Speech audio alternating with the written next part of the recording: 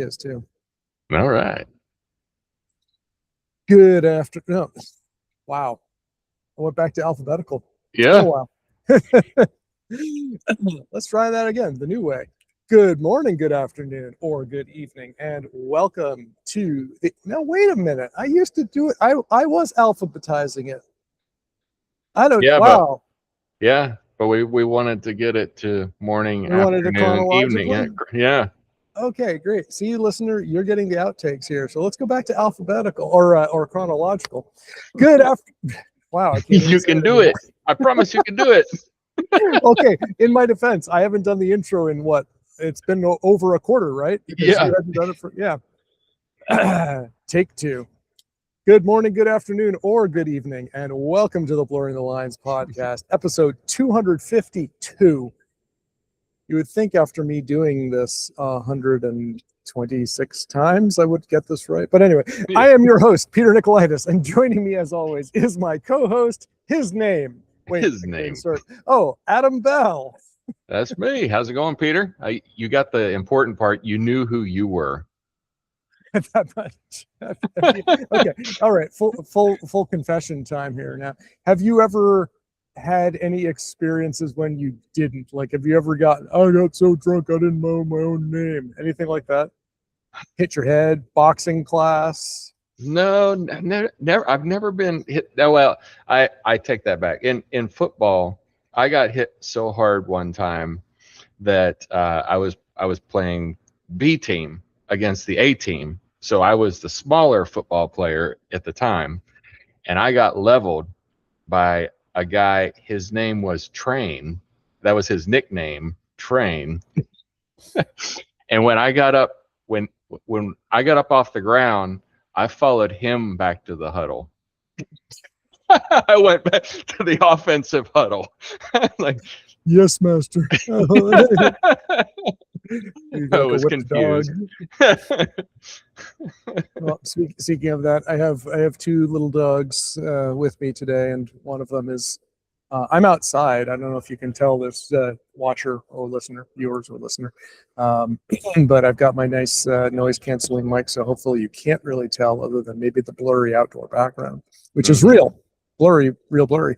But I have a couple of little Yorkshire Terrier mixes on the opposite side of a glass door, and they are not happy to be on the opposite side of the glass door. So one of them just threw himself into the door, so it's just like, he does something really bad and like, don't you dare, and he's like, I'm sorry, I'm gonna follow you back to the huddle now.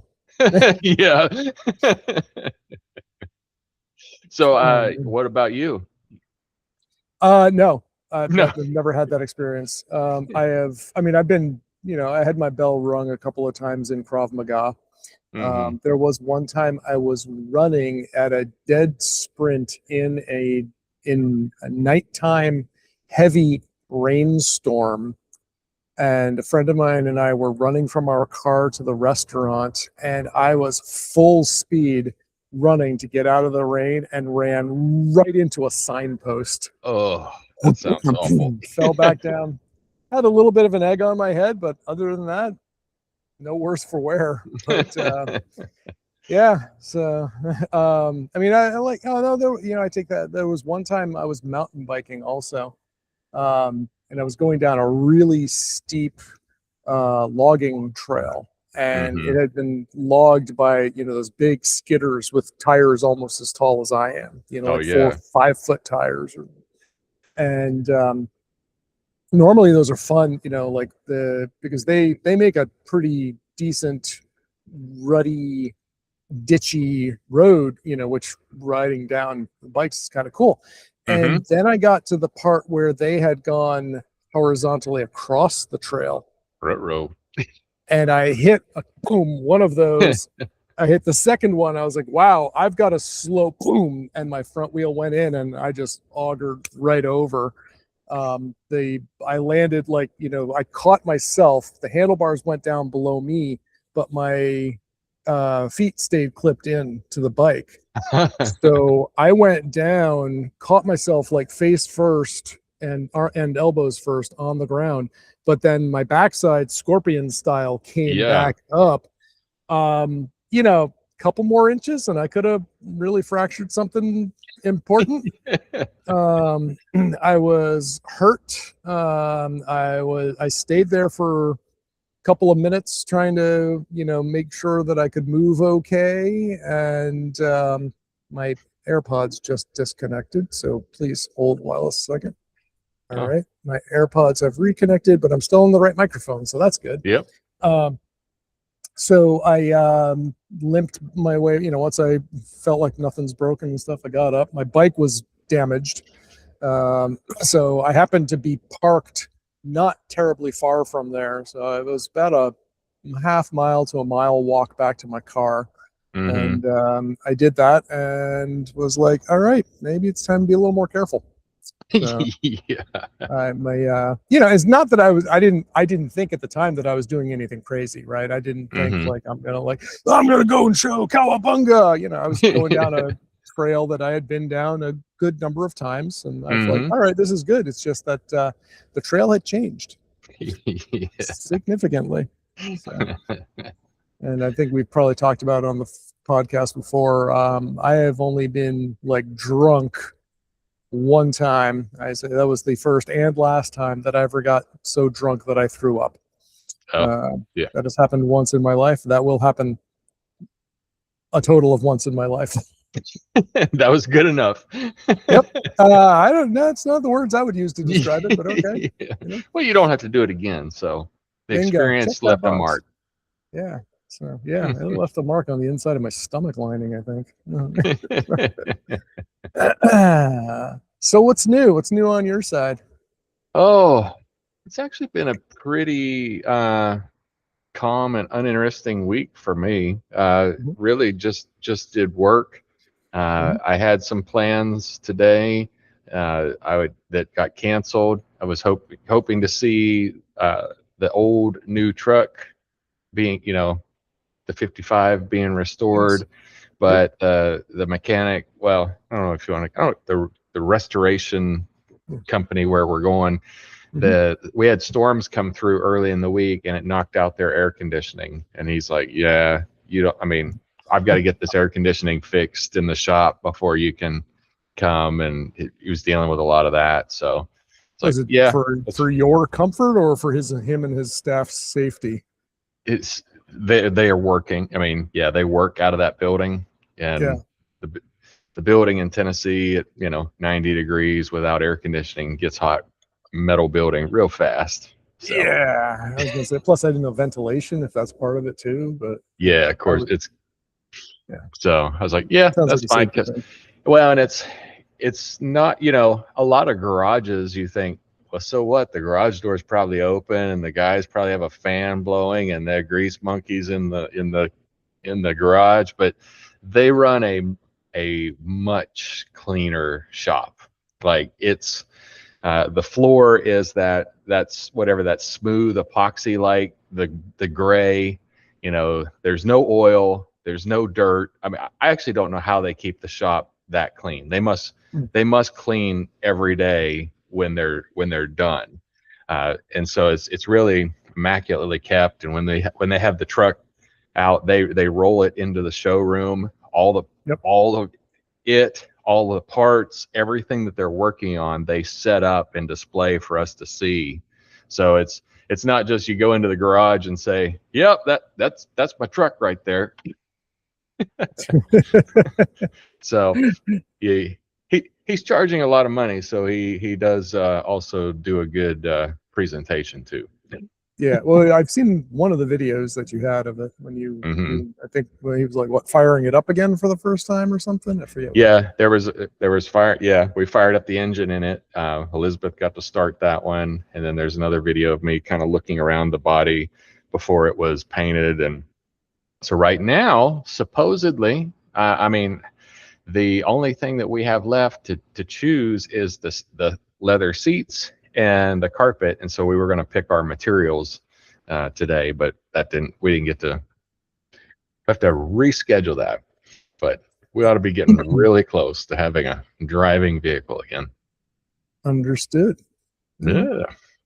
How about you? Oh, I had a fairly decent day of or a week of work as well. A lot of customer facing calls, a lot of vendor presentations, seeing new well, I mean, like it seems like everybody and his brother now has an AI security startup. So I'm trying to figure out like which ones are the ones worth dealing with, worth selling, worth recommending to clients. Mm-hmm. So doing a lot of that, and I think some of the winners are starting to shake out now, but doesn't mean that the others aren't getting sales. So Yeah. it's an interesting time. Definitely it's like when everybody and his brother was selling an EDR tool, right? Because antivirus is Mm-hmm. old, so we need to rebrand that. And the days of Silence and Carbon Black and CrowdStrike and all the C's and Bit9 and suddenly Symantec and Trend Micro, or they're like, well, we're next gen AV as well, and yada yada. It's like that. Only it seems like there's like more new names every week now. Mm-hmm. So yeah. Well, Um, did you pay attention to this week, Google and Tesla, and they all reported earnings, yep. and they, everybody's investing in AI now. I mean, every big Mhm. company is investing in You don't AI. really have a So choice. no, you don't have a choice.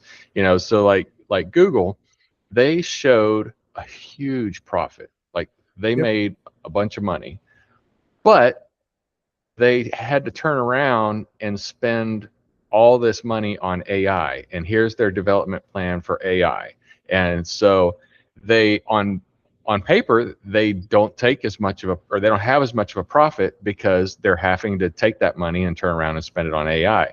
And it's so frustrating that then the investors and everybody else that have money in Google, they're like, well, y'all suck. You're not making us any money. The thing is though, Google doesn't have a choice. Mhm. Chat's not public yet, but all these companies, Amazon, they don't have a choice. Microsoft, they have to develop AI because their competitors are developing AI, and Mhm. everybody's demanding it. And it's gotten to the point now. Well, I want, when I do whatever, I need it to happen fast. Well, the only way that's going to happen fast is if we have AI, and we need more data centers to do that. Well, we don't want any more data centers. You Well, can't that's the have. thing.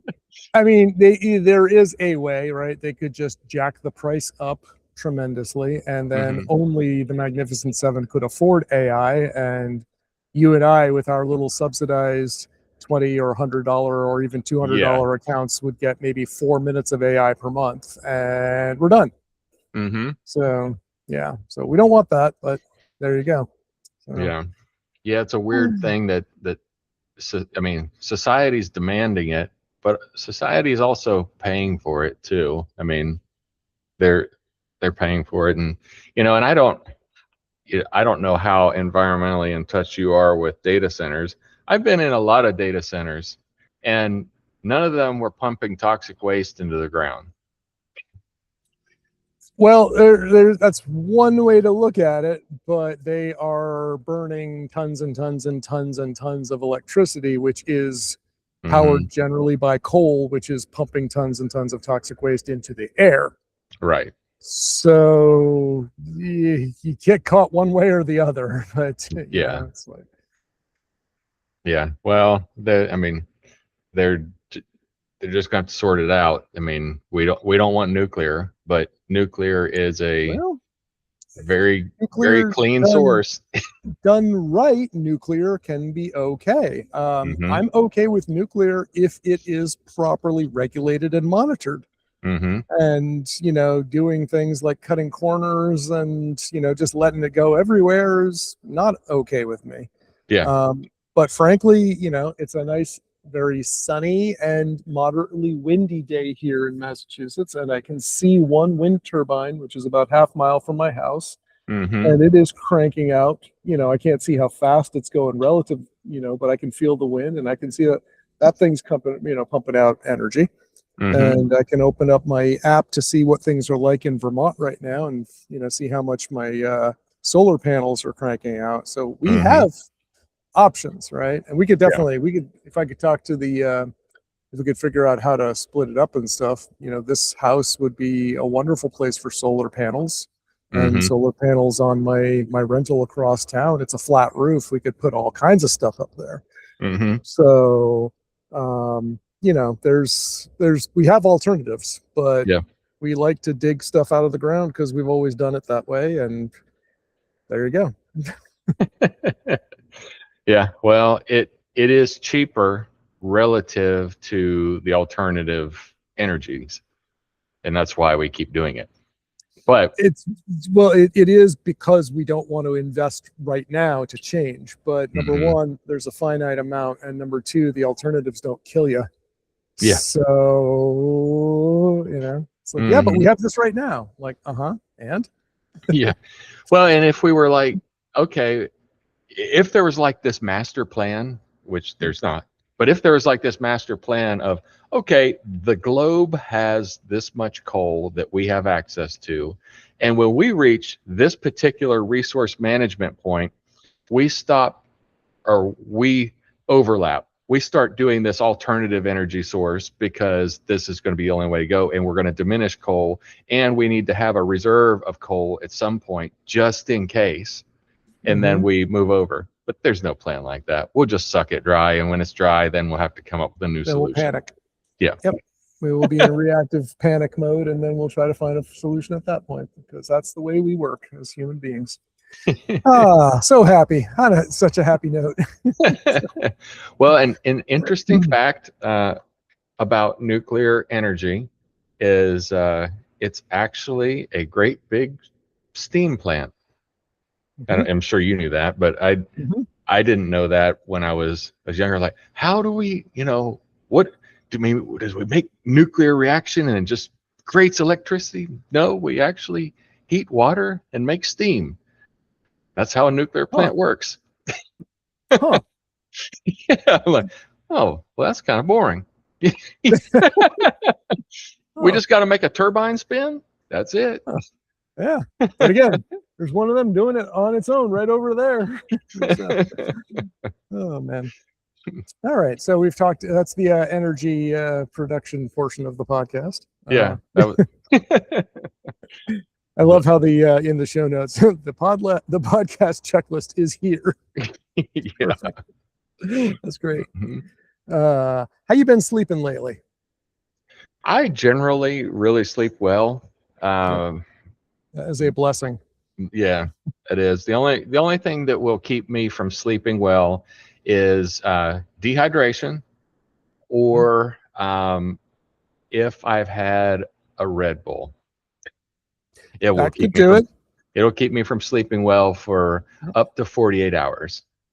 I am fairly sure I have never had a Red Bull.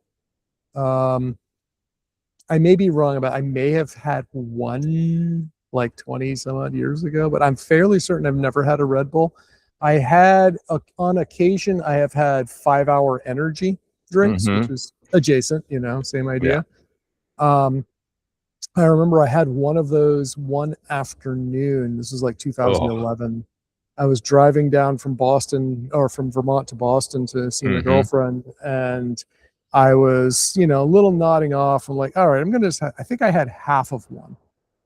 I stayed up staring at the ceiling all night. Yeah. Those do the same thing to me as Red Bull. I just won't sleep. Now I will go to sleep. I'm not staring at the ceiling, but I toss and turn all night and I don't have a good night's sleep. I'm just barely asleep. Yep. Yeah. I've been now for a couple of years, I've been using CBD gummies to help me sleep, and they make a difference. But with any type of supplement or whatnot, I find that it works better for me if I like back off every now and then, so I don't get too used to it. I've completely given up diphenhydramine, Benadryl, because apparently studies have shown that can contribute to dementia and other sorts of things that you don't want later in life. So I've completely got rid of that stuff. But between that, magnesium, GABA, GABA, I forget what it stands for, and melatonin. I was going to ask if you did melatonin. Yeah, I alternate. Sometimes, like there occasionally, if I don't have anything to do the next morning, I'll do like the full on heavy hitter. I'll do some of all of that, like pop a CBD gummy and then wash down some magnesium, melatonin to knock me out real quick, and GABA and to help sustain. And I can usually feel like I'm groggy the next day, but I generally have a pretty good night's sleep as a result. But I've also I lost track for some time of not eating too late. I find out if I eat too much or too late, that affects my sleep a lot. And of course, alcohol can affect my sleep too. So been curtailing those things and just trying to get better about that. It's tricky though, is because I still often will get hungry closer to bedtime, and like I feel like I need a snack. So I've been trying to work on things that are at least low calorie, that don't have a huge impact that way. So I've been supplementing my diet with Jello or other gelatin, royal gelatin, and also konjac or shirataki noodles or rice. Oh, I thought you misspelled cognac. Yes. I have not been using that, although last week or sometime during this week, I think I did do, I had a shot, but I sipped a shot of ouzo. So I had some sitting in the cabinet, and I bought for my father's birthday back in May. Do a little bit of a toast there. But in general, I'm not doing a lot of alcohol. I stocked up though. I have about 12 packs of Athletic Brewing Company's light beer. So yes, non-alcoholic light beer. It tastes like a beer, and I was just thinking about it. I should really try mixing that with some of my lemonade salt electrolytes, my Element electrolytes, and see if that turns out like a shandy. Yeah, it's worth it. It's worth a try. So have you ever? You should pay attention to this. We were at I was at a conference last year, and I was talking to a woman, and she said that she doesn't not drink at mixers because it makes people uncomfortable. But what she will do is she will get a virgin pina colada or something along that lines, where that's sweet and got a lot of sugar, but she'll get a non-alcoholic drink so that she can stand there and talk and drink, because it makes people uncomfortable if you're not drinking. I'm going to put a link into to a recent episode of the Jordan Harbinger show on alcohol, which talks a lot about all things alcohol, all kinds of things. It was a really good episode. It's part of his Skeptical Sunday series that he does, and he does three types of he does one long form interview, Feedback Friday, where he and his producer take listener feedback and give pretty much life advice, and Skeptical Sunday, where they do a deep dive into a topic where maybe you should be a little more skeptical about. And recently it was alcohol. It was a pretty good episode, but talking about that. But I do that as well, because I've got colleagues, for instance, who are I've been sober for 18 years or 8 years or 2 years or whatever. So now what I'll do is do club soda, or sometimes if I'm really splurging, tonic water. It's kind of funny. Club soda, tonic water, they look the same. They taste pretty similar. They're not the same. They're not the same. Club One of them has sugar. sugar. 0 calories. Tonic water has 110 calories per serving, which I would not guess based on the flavor. The taste is it doesn't taste sweet. But I'll do one of those, and maybe a splash of cranberry juice for color. And then, what are you having? Like, oh, it's a virgin vodka and soda. Yeah. Yeah. Or a Well, virgin and vodka tonic. yeah, I had I read it was like a post, because right now it is kind of popular to people to stop drinking, for health reasons or whatever. And one of them was this woman was like advocating not drinking. She said, alcohol is the only drug that your friends ridicule you over stopping. Like if you were quitting heroin or meth or even Yep. pot, they would be like, "Oh, good job." But you quit drinking alcohol, they're like, "Oh, What's wrong with you? you have a problem?" Yeah. Yep. And that's the whole part, it's like it's the one drug that's just like it's been ingrained into our society that, like, yeah, of course you got to drink it. So, yep. I don't All quit right. drinking. I'm no quitter. Oh boy. All right. Back to the show notes and the topics here. Uh, um, so yeah, anyway, Jello, right? Sugar-free gelatin. And again, I'm not generally a huge fan of sugar-free and sugar substitute and stuff, but Mm-hmm. a whole bowl of Jello, sugar-free Jello, is like 20 calories. Yeah. And while you're eating it, it doesn't really do much to fill me up. But once your stomach has 16 ounces of Jello in your belly, it's like, yeah, I'm good. I'm good. Yeah. And it's good for your fingernails too, huh? Oh yeah, apparently, yeah. Yeah. But similarly, that konjac or shirataki noodles or rice, it's really good. It's roughly the consistency. It's a little tougher, a little chewier, like a little Mm-hmm. more rubbery than regular pasta, and a little similar. I guess depends on how you cook your rice. Maybe a little less chewy or less crunchy than rice, depending how you Mm-hmm. cook it. But if you approach rice, now I'm weird. I love rice. I love the taste of rice. I love the texture of rice. I have an ex-girlfriend who referred to me as her rice eating boyfriend. So, I love rice. But if you use it as just like a bed for other food, right, and Mm-hmm. you're not really paying much attention to it, you can substitute this stuff in very easily. Okay. And it is about 10 calories per serving.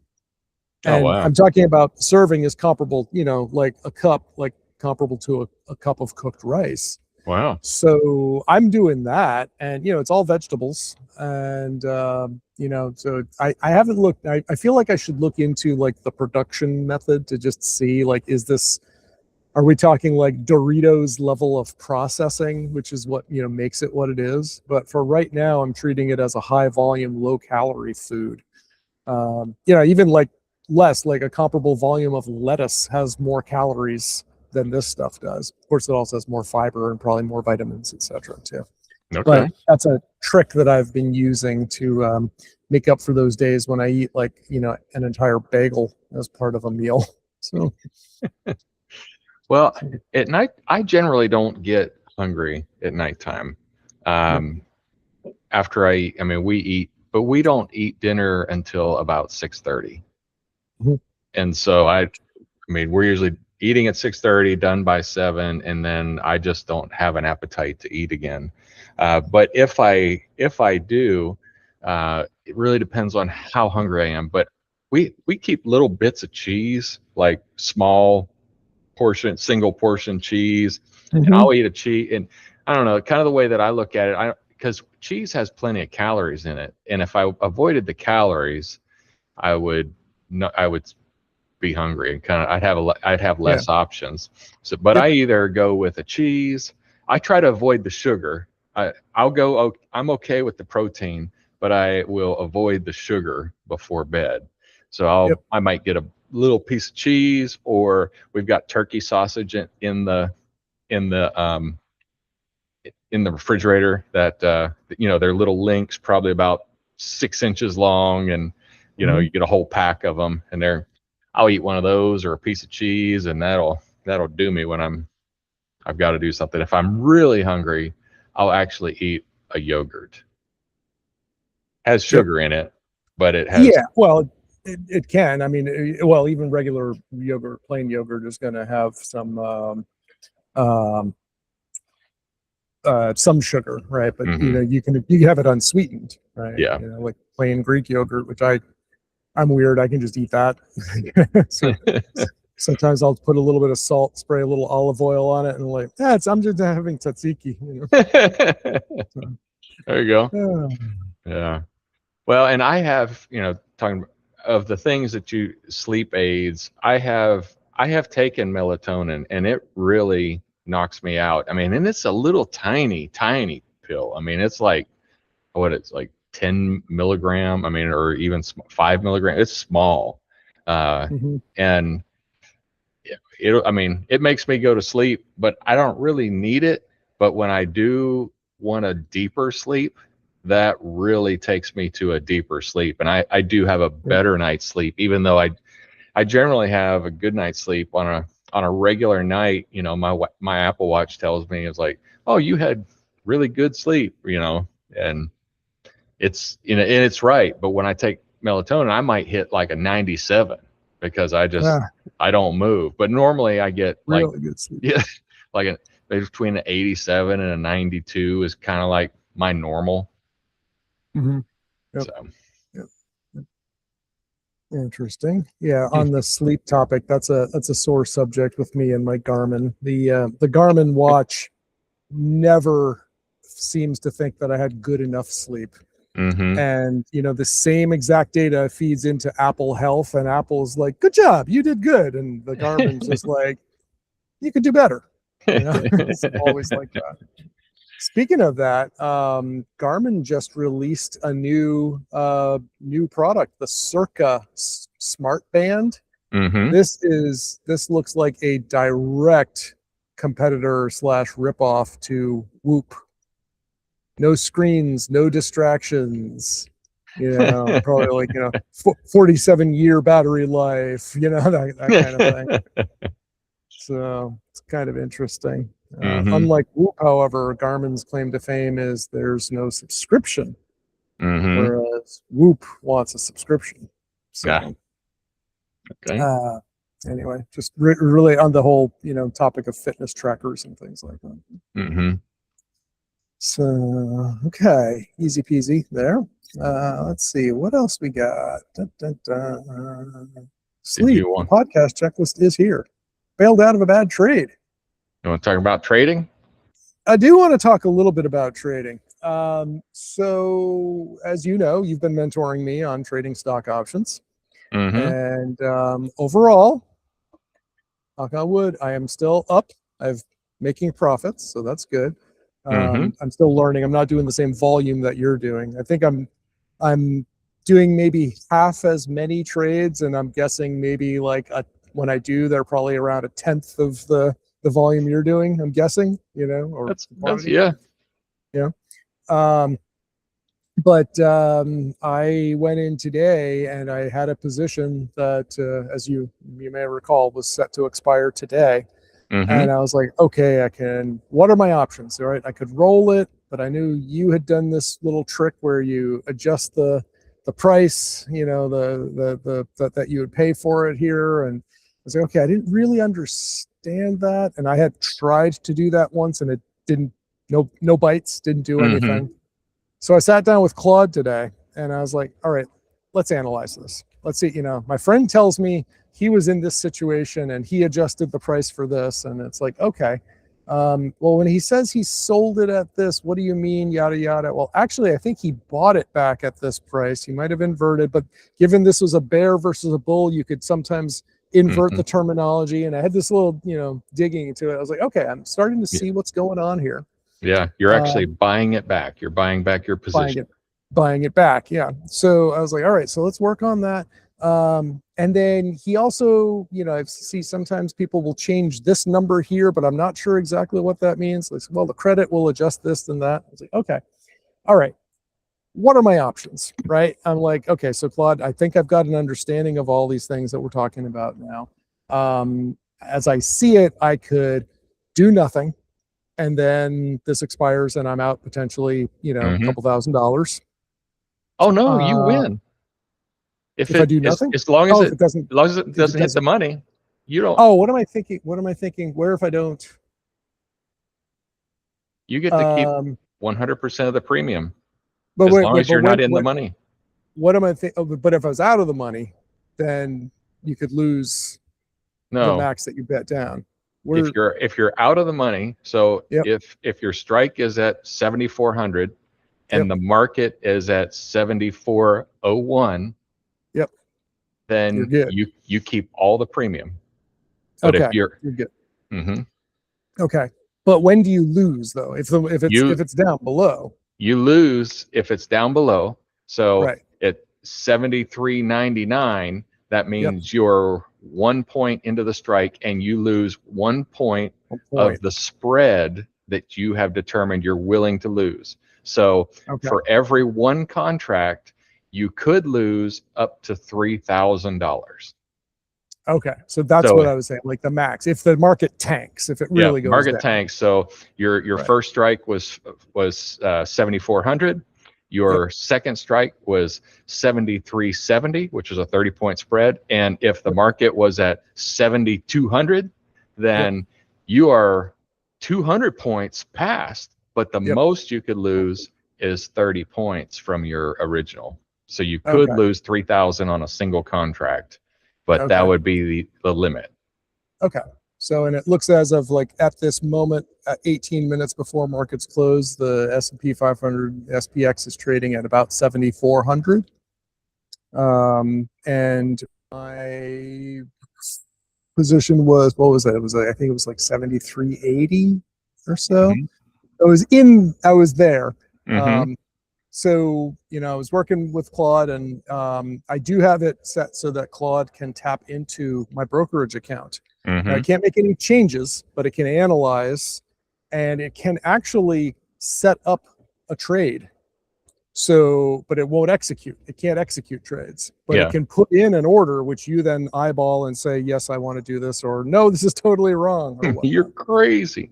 Yeah. So I had, so the option is, do nothing. And, but the market was starting to, creep down a little bit, and then it was going back up, and I was getting a little uncomfortable. So I could do nothing. And again, as you established, if it comes out ahead, you're good. But if it tanked, then, bad. I could try to roll the position, Mhm. kick the can down the road, which is never a fun thing to do. And I Well, got to, it's a waste of time. I mean, yes, that's what I mean. You have now 7 days into this trade or six, and you're going to push it 2 or 3 more days, and you've not been able you to haven't get realized out of it anything. and get to Yeah. take the risk Yep. off the table. Mm-hmm. Yep. So rolling was less preferential for that.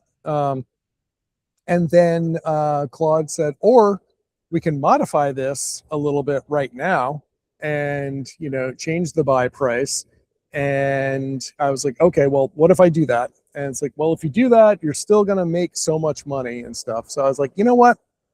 I got some other stuff coming out today. I don't want to sit here staring at it all day. Let's just close out this position. And so Claude went through, analyzed my previous trades, and I paraphrased some of the things that you have told me along the way. Mm-hmm. And it says, okay, I think he probably means this and this. This is what makes most sense. And I ended up selling it, and I made, I think, about like 90% of, Mm-hmm. I forget the exact number. Yeah. So, if I had hung out through the, like, till now, or maybe another 15 minutes or so, I might have made a little more, but I bought back a modicum of peace of mind.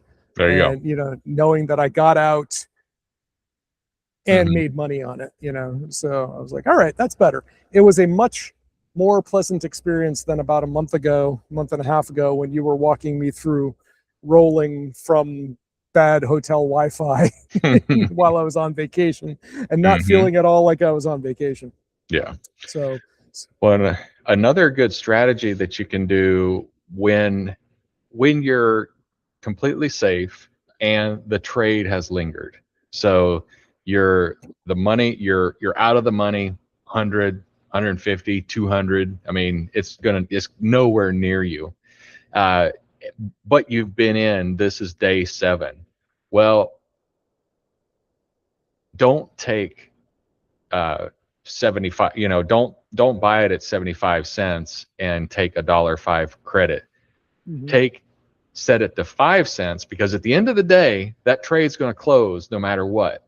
And you have carried, unless you're trying to get on another trade that day, like if you wanted to add another trade. But if at this point you're not adding another trade, get the full profit out of that thing. So set it to 5 cents. You'll buy it back at 5 cents, and you will have collected and we typically do $1.80 premium. So you'll collect $1.75 instead of just $1.05, because the trade ends today. You're completely safe, and you're not trying to open a position so that you can get into another. So you might as well take the full profit. So now, looking in hindsight, I probably could have gotten away with that if I had held on. I could have not just gotten a little less than I expected. I could have gotten significantly more than I had expected. But this is how we learn. But you've had peace of mind all day long. Otherwise, about it. Otherwise, you would have had to sit there and watch it. And if you're watching, we wouldn't be doing the podcast right now. You'd be watching the ticker. We would be doing a screen share right now, and you'd be saying, "Now, Peter, you're getting a little emotional here. Don't worry about it." But then again, like I said, the volume that I'm doing now, we're talking like, hundreds of dollars, or max like $200 or something for one quantity. So it's not huge, but still. So that's really one of the things that is important to me. We have a mastermind group, and we spend a lot of time strategizing and like looking at new ways to do things, and how we're managing things, and advanced tactics. And at first I really felt like I was completely out of my league and didn't belong there. But now I'm I know. And now I feel like I'm not the authority, but I'm definitely contributing to the group, and I'm definitely bringing ideas and helping vet other ideas. But one of the things that's really important, at least to everybody in the group, is nobody wants to be a day trader. You could do this trade and be more profitable. You could do a higher churn. You could instead of waiting for $1.05 profit, you could take 60 cents or 55 cents profit. You're in, you're out, you've got another trade on, but you're now day trading. Instead of putting in a position and letting it sit for 2 or 3 days, you're putting in a position this morning, watching it, and then taking it back out as soon as the market allows you to take it out, if it allows you to take it out. Right. That's not what I want to do. Right. Yeah. And again, your plan, you're looking to turn this into more income, more reliable, like I'm going to live off this kind of thing, where for, I'm still at this is fun, stage. So if I lose a little bit, like, you've been privy to a couple of, like goofs I've made where I've inverted things, and I've found out now, too, it's like, how did you get this completely backwards? Oh, one of my pieces of my documentation had a negative sign where it wasn't supposed to be. Right? And, turns out if you put in a negative sell, that's a buy. Funny how that works, huh? Oops. So I've had a couple of times where like, how did that happen and stuff. So, clarifying things has definitely helped. So, but it's kind of cool. Full disclosure, this is not financial advice. We're not giving you any sort of things. It's a pain in the butt that we have to say that, but this is a litigious society. If you feel like we are giving you financial advice and we're the authorities here, you're an idiot. And I have some real estate that I would like to sell you in Brooklyn. Bridge shaped. Bridge shaped. Yep. No, I don't think anybody's taking what we're talking about as financial advice or direction. Thank goodness. I sure hope not. Oh, Speaking of that, though, I don't think that I told you this. I did find out that from a couple of previous engagements, I had a couple of health savings accounts sitting around, and they weren't really doing much.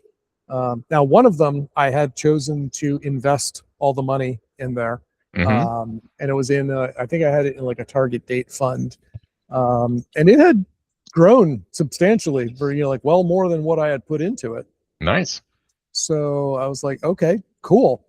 And then another one I had put in some money, but I had not allocated any sort of investment because I ended up using some of it, but I needed to like maintain $2,000 in it. And so I had spent like 2,000 or something, and that left like 2,000 in. Yeah. And so it never done anything. And I looked and I'm like, I'm paying a $10 a month maintenance fee on this account. So I was like, okay, this is stupid. This has to change. So I did a little digging, and since I do most of my my trading with Schwab, I'd like to, or most of my investing in Schwab, I'd like to keep all my money in one place if I can. Now that's not saying I don't have a diversified portfolio. I just don't like to have to go to 10 different banks or whatnot, right? And they don't have just a plain old HSA. They don't act as an HSA administrator. Okay. So I looked around for some options, and I found out that Fidelity has a 0 fee HSA offering. Okay. And so I've opted to roll my now dormant HSA accounts, which dormant meaning I can't contribute to them anymore through my employer or anything like that. So I've moved them. I'm trying to roll them over into Fidelity accounts, and from there I can steer it, and I'll probably just throw it into, frankly, an S&P 500 index fund, and just let that grow from there on its own. So nice. So that's a good thing, though, is like always check.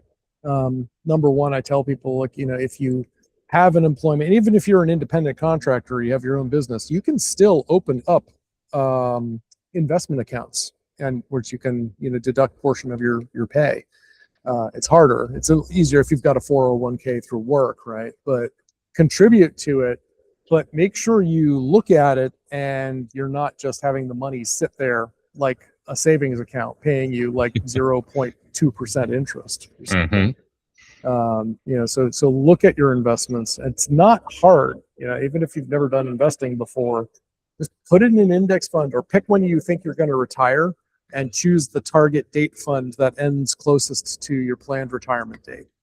And then just make sure that you're contributing the max that you can afford to out of every paycheck, and forget about it. And your future self will thank you.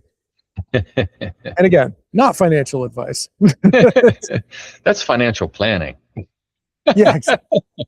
Or I should say, I'm not a financial planner. So not a financial planner. It's life advice. I'm more of a life coach. That's what it is. Yeah. Oh boy. So yeah, I think we've had a pretty decent run today. I think we're getting close to an hour, and we've covered all the topics that I had brought. Do you have anything else you wanted to cover? No, I think I'll take us out because I have a project closing meeting here in a few minutes. Yep. Well, there you go. Hope you have fun closing your project. Why don't you close out this episode while you're at it? All right, listener, we would like your feedback. If you'd like to discuss a particular topic, or you want to give us some feedback on some of the things that we've said, and none of it is financial advice, then you can drop us a line at www.blurringthelinespodcast.com. And if you are looking for Peter and you want to find him in one place, then you can find him at pn72.com. And he has multiple links to multiple sites. And you can also find him and our friend Scott Wilsey at friendswithbrews.com. You can find me at rrlavenderfarm.com. And with that, I'm going to hit the big red button. And I'm going to sound like an idiot. Big red button.